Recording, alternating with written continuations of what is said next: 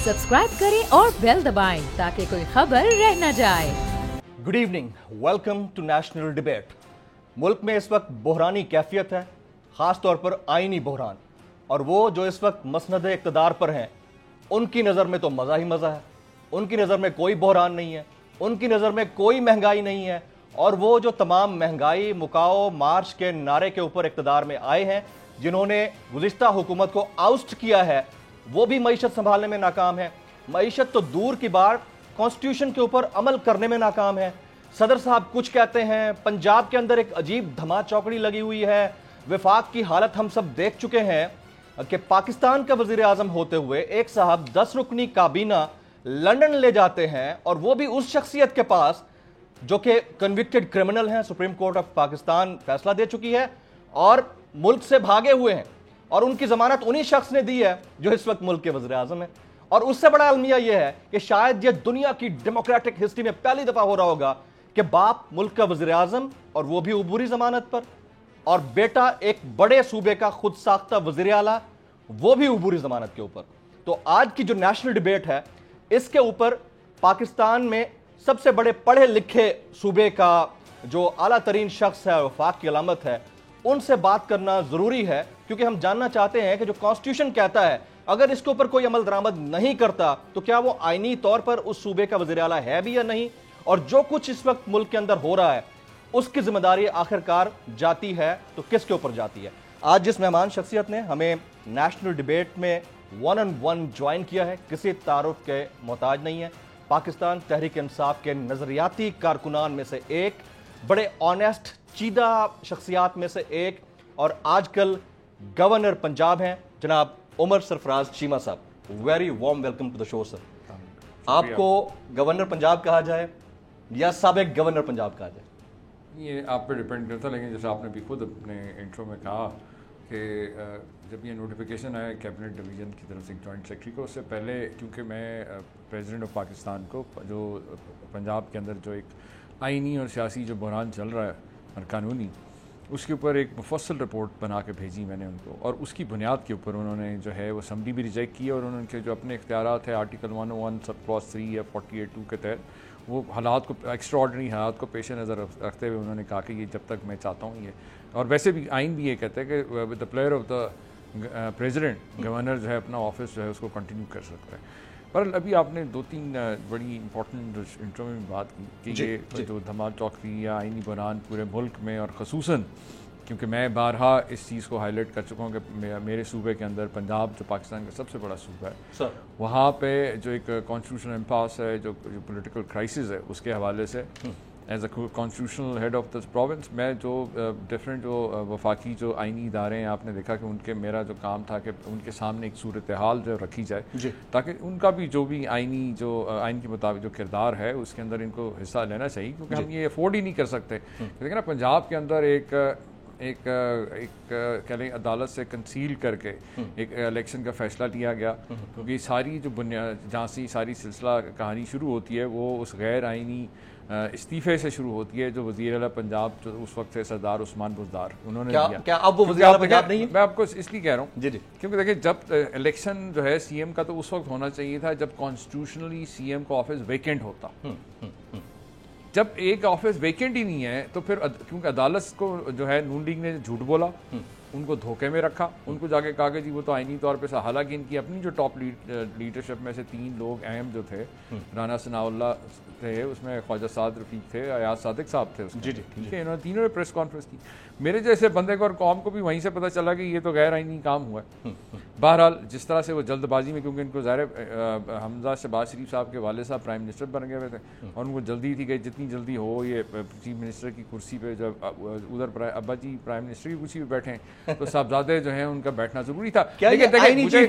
मुझे उस पर भी कोई एतराज़ नहीं था अगर ये आईनी और कानूनी तौर पे इलेक्शन प्रोसेस लड़के आता है। पहले सबसे पहली बात तो ये कि जो जिसको उन्होंने खुद हाईलाइट किया इस गैर आईनी इस्तीफे को, उसको ये दबा गए, उस पर जाके इन्होंने झूठ बोला अदालत से।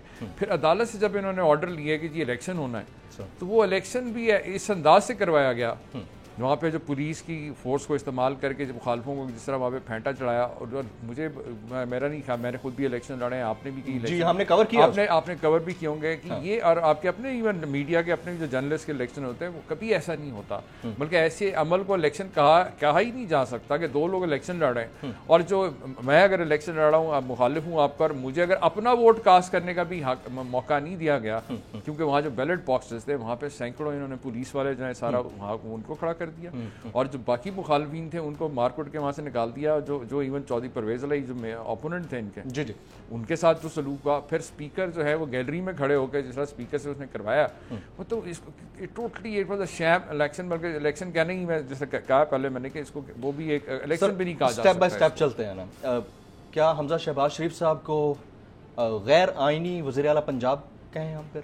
बिल्कुल, क्यों नहीं। मुझे एक बात बताएं कि अब मैंने इसीलिए कहा कि जिस वक्त अदलिया किसी मुअज़्ज़ज़ जज के सामने, या क्योंकि अभी तक जितनी ये प्रोसीडिंग्स हुई हाई कोर्ट की, मुझे उसमें ना पार्टी बनाया गया, ना ही मुझे किसी अदालत ने बुलाया। तो वज़ीर आला पंजाब मुझे अगर बुलाते या मुझे कोई कहीं फरीक बनाया जाता तो मैं सबसे पहले जो है वो जो गैर आईनी जो इस्तीफा है चीफ मिनिस्टर का वो सामने रखता कि सर देखें, जब तक वो ऑफिस वेकेट ही नहीं हुआ तो ये जितनी लीगल प्रोसीडिंग महीने में जो एक अदालती फैसले को बुनियाद बना के एक जाली इलेक्शन करवा के गैर आईन, इस वक्त जो आईनी वजीर आला पंजाब है वो सरदार उस्मान बुज़दार हैं।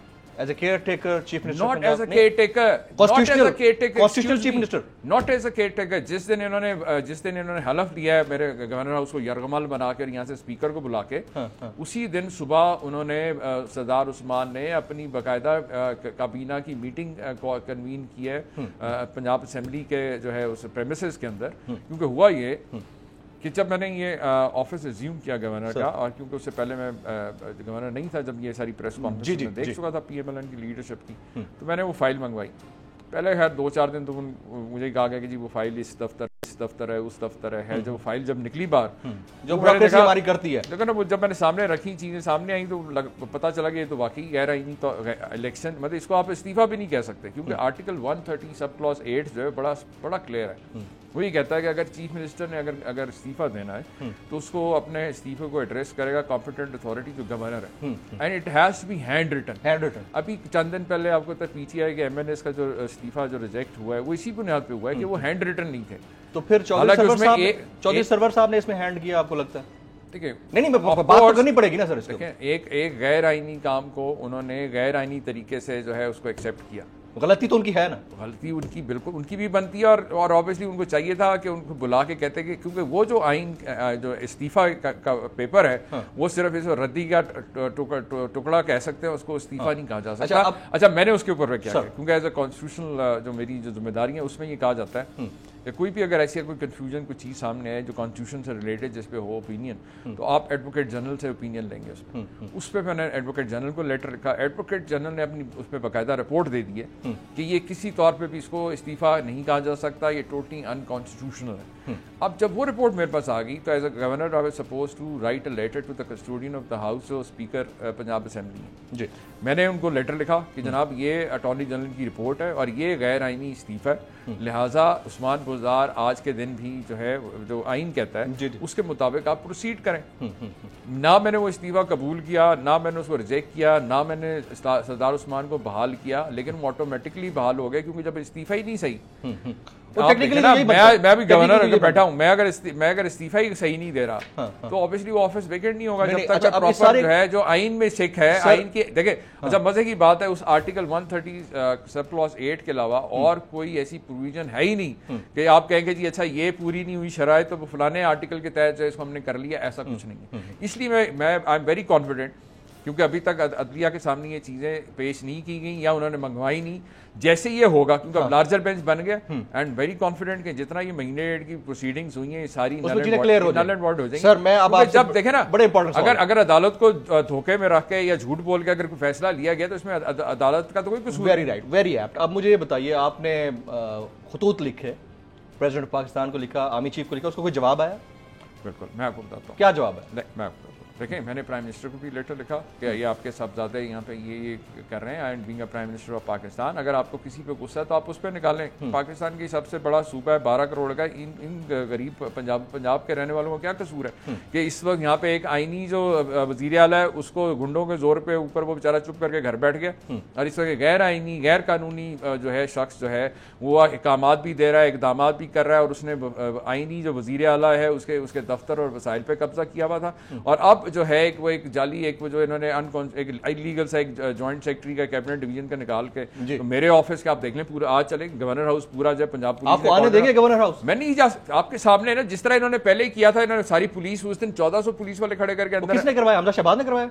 ऑफकोर्स हम देखें इस वक्त हो ये रहा है कि जो प्राइम मिनिस्टर हैं वो ऑब्वियसली उन्हीं के ईमेल पे फेडरल चल रहा है ना सारा, क्योंकि सारी जो ब्यूरोक्रेसी है और या पुलिस सर्विस है सारे तो ज़ाहिर फेडरल गवर्नमेंट के सारे वो उनसे उस पर कंट्रोल। आपको सलाम है सर, आप अभी तक गवर्नरशिप के लिए डटे हुए हैं, लेकिन उससे पहले मुझे सर आर्मी चीफ को आपने खत लिखा, उसका क्या बना? मैं बताता हूँ। देखिए मैं किसी गवर्नरशिप के लिए नहीं, आपका कॉन्स्टिट्यूशनल राइट है असूली का आईनी। देखे 2007 में क्या हुआ था आपको याद है? आई रिमेंबर 2007 में भी एक आईनी चीफ जस्टिस पाकिस्तान को गैर आईनी तरीके से इसी तरह हटाया गया था। उनको घरों में हाउस अरेस्ट किया गया, उनकी फैमिली हैंडल किया गया, जो कुछ किया गया था। तो उस वक्त जो अफसरान इन्वॉल्व थे उनका बाद में क्या हाल हुआ, इसीलिए मैं बार बार वार्न कर रहा हूँ पंजाब की ब्यूरोक्रेसी को, पुलिस को कि ये गैर आईनी जालसाज आदमी है, गैर कानूनी वजीर आला है, और इसके अहकामात को मानना भी गैर कानूनी है, और ये आने वाले वक्त में इन सबको भुगतना पड़ेगा। What about army chief your letter to army chief? वो भी मैं आपको बताता हूँ। देखिए माजी में होता ही है, मैं आपको बताता हूँ, माजी में जब भी आर्मी को जब बुलाया गया या उनसे मदद की करते रहे ये सियासतदान, तो ये जो पैसे मांगते रहे, मांग के आईजीआई बनाते रहे। आईजीआई इन्होंने बनाई, ये पीएमएलएन की लीडरशिप ने बनाई थी। जी जी, उनसे मतलब इदारों से पैसे लेके कभी 111 ब्रिगेड को मंगवाते रहे, कभी ये मार्शल लॉ की करते रहे। मैंने ऐसा कुछ नहीं किया भाई। ये जो मीडिया में चीजें आ रही थी, मैंने बड़ा सिंपल ही जो है क्या जिस तरह देखें, जिस तरह मैंने सदर पाकिस्तान के सामने, जिस तरह मैंने वज़ीर आज़म के सामने और चीफ ऑफ आर्मी स्टाफ के सामने, क्योंकि आपके सामने मेरे पास तो कोई फोर्स ऐसी नहीं है कि मैं जाके जो है उसको कब्जा छुड़वा सकूं, या इसमें आप देखें इन सब को मैंने सिंपल जो चीज लिखी, सिंपल ये लिखी कि ये सूरत हाल है पंजाब के अंदर, आपका जो आप एक आईनी इदारे के सरबराह हैं, और इस सूरत हाल के अंदर जो भी आपका आइन कहता है, या आइन कहता है, या जो भी आपकी जो रिस्पॉन्सिबिलिटी समझते हैं आपका रोल होना चाहिए, क्योंकि पाकिस्तान का सूबा है। मेरा जाती देखे ना, मेरे जाती घर पे तो नहीं कब्जा हुआ, ऐसा नहीं है। जवाब क्या आया वहां से? कुछ जवाब आया या नहीं आया? नहीं, मैं आपको बताता हूँ। देखें ऑब्वियसली जब मैंने पहले शुरू में जब मैंने टाइम मांगा था उस वक्त फौरन ईद की छुट्टियां आ गई, तो मुझे ये क्योंकि मामला सीरियस था, तो फिर मैंने मुलाकात का इंतजार किए बगैर मैंने इन राइटिंग भेज दिया कि जो भी ये सूरत हाल है, आप ज़रूरत रही नहीं कि जवाब आने। इसके अंदर मैं शुक्रगुजार भी हूँ कि सदर पाकिस्तान का कि उन्होंने मेरी सारी आइनी तौर पे इन मामला के अंदर रहनुमाई भी फरमाई, और उन्होंने भी और मैंने भी अब देखें कि महीना ऑलमोस्ट 37-38 दिन से ज़्यादा अरसा हो गया।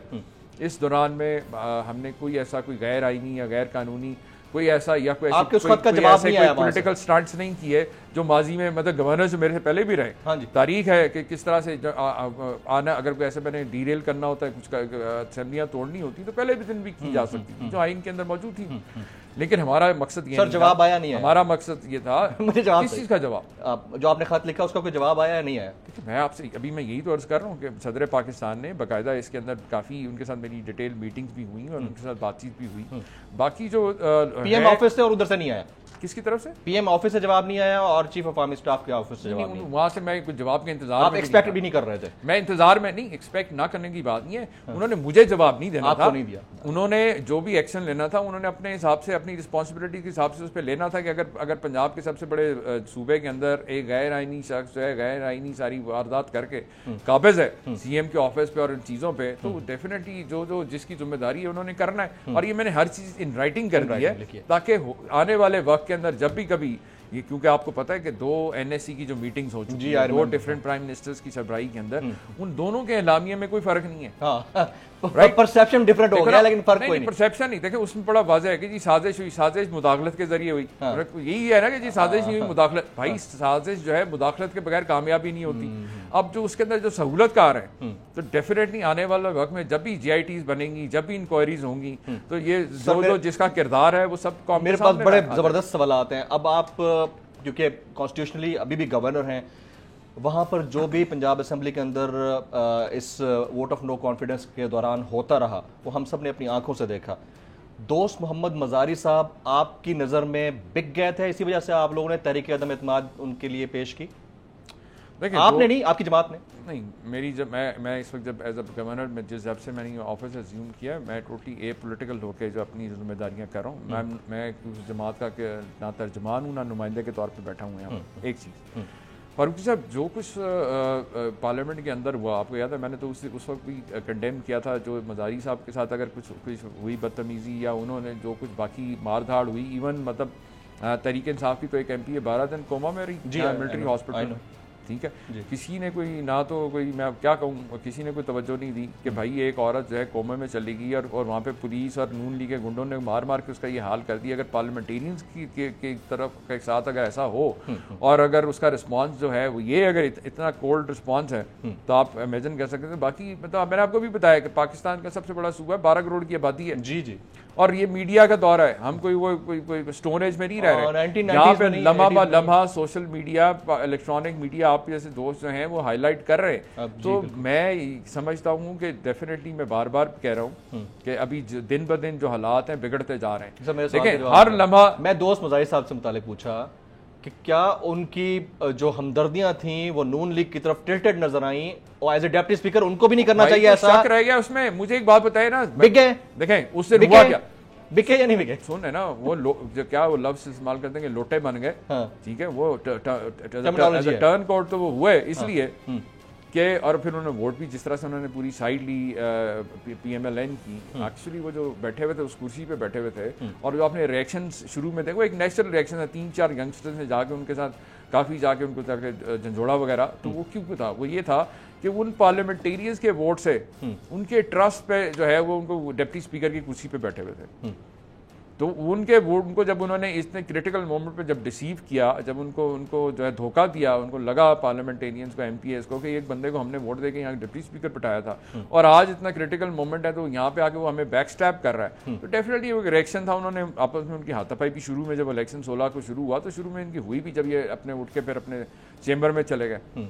गुजारिश ये है कि देखें ये बेटर नहीं करती चीजें कि वो टर्न कोड हो गया या ना वो इतना फ्लोर क्रॉसिंग में आता है, इतना मैटर नहीं करती। मैटर जो चीज कर रही है, जो मैं बार बार कह रहा हूं कि एक गैर आईनी इस्तीफे की बुनियाद पे जिसको छुपाया गया अदालत से इन्होंने गलत फैसले लेके, गैर कानूनी फैसले उनसे करवा के जो है उसको बेस बना के इन्होंने इलेक्शन करवाया और फिर जिस तरह से इलेक्शन हुआ वो भी मैंने आपको बता दिया। तो ये सारा जो सर्कस है ये सिर्फ और सिर्फ इस चीज़ पे बेस कर रहा है कि एक जो अनोखा लाडला है उसके अपने वालिद जो उनके प्राइम मिनिस्टर हैं उनकी ताकत, उनके ऑफिस को गलत इस्तेमाल करते हुए सिविल सर्वेंट्स को अपने ज़ाती मुलाजमों की तरह इस्तेमाल किया जा रहा है वहाँ पे। और जो एक आईनी जो वज़ीर आला था उससे गाड़ी, दफ्तर, घर जो है सिर्फ गुंडा फोर्स आपसे भी तो ले लिया गया, वहाँ से। मेरा आपके सामने अभी आप भेजें कैमरे वाले को, आप तो आप जाएं वहां पर बैठे, आप कहें कि मैं तो गवर्नर हूं कॉन्स्टिट्यूशनली, आप क्यों नहीं जाते? मैं जा सकता हूं, मुझे वो इशू नहीं है, लेकिन जो ये करना चाह रहे हैं, जो तमाशा इन्होंने पहले भी एक दिन जिस दिन ओथ था उस दिन भी इन्होंने 1400 बंदा जो पुलिस वाला बाहर खड़ा किया था, क्योंकि ये चाह रहे हैं कि कोई तमाशा लगे,